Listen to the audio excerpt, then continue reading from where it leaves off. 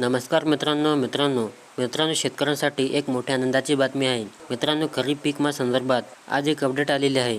मित्रांनो, या जिल्ह्यात शेतकऱ्यांना पीक विम्याचे वाटप सुरू झालेले आहे. मित्रांनो, आजपासून या जिल्ह्यात शेतकऱ्यांना पीक विम्याचे वाटप सुरू. मित्रांनो, पात्र शेतकऱ्यांची यादी प्रसिद्ध करण्यात आली आहे.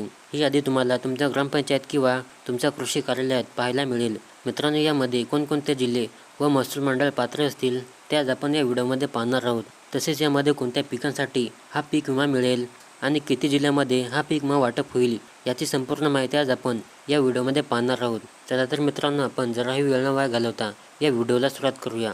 तर पहा मित्रांनो, खरीप 2024 आणि नंतरचे रब्बी हंगामासाठी पीक विमा वितरण पैसे खात्यात जमा प्रक्रिया सुरू झालेली आहे. पीक विमा वितरण सुरू. सध्याची स्थिती काय आहे तर पहा.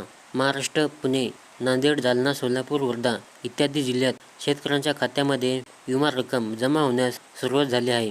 नांदेड आणि जालन्यामध्ये जरुरीच्या पंचनाम्यानंतर बँक खात्यात क्रेडिटची प्रक्रिया सुरू झाली आहे. राज्य सरकारने 2,555 कोटी रुपये रक्कम भरपाई मंजूर केली आहे. ती लवकरच खात्यात जमा होणार आहे. खरीप 2022-24 आणि खरीप रब्बी 2022 आणि 23 खरीप 2024 या अंतर्गत राज्य सरकारने भरपाई मंजूर केली आहे. मित्रांनो, पुढे काय अपेक्षा आहे तर पहा. बँक खाते अपडेट ठेवा. आधार लिंक, KYC, पासबुक इत्यादी यावरून पैसे त्वरित जमा होतील. तुमच्या जिल्ह्यात पंचनामे पूर्ण झालीत का तपासा.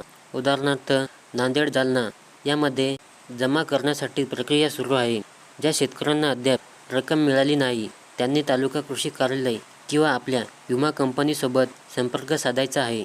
मित्रांनो, हे लक्षात ठेवा, हे वितरण खरीप 2024 आणि संबंधित रब्बी हंगामाच्या दाव्यासाठी सुरू आहे. खरीप 2025 मध्ये असेल तर अर्जाची मुदत 31 जुलै 2025 आहे आणि नव्या योजनेसाठी पैसे अर्ज पंचनाम्यानंतर 3 आठवड्यात दिले जातील. मित्रांनो, आता तुम्हाला जर पुढील पीक विमा योजनेचा लाभ घ्यायचा असेल तर आता नोंदणी चालू आहे. तुम्ही लवकरात लवकर अर्ज करायचा आहे. जर तुम्हाला तुमच्या जिल्ह्यातील स्पेशल अपडेट उदाहरणार्थ वर्धा, नागपूर इतर जिल्ह्यातील हवे असतील तर कृपया जिल्ह्याचे नाव सांगा. मी तत्परतेने माहिती शोधून देईल. किंवा मित्रांनो, तुम्ही कमेंटमध्ये सांगले तरी चालेल. मित्रांनो, व्हिडिओ आवडल्यास नक्की लाईक करा आणि चॅनलला सबस्क्राईब करा.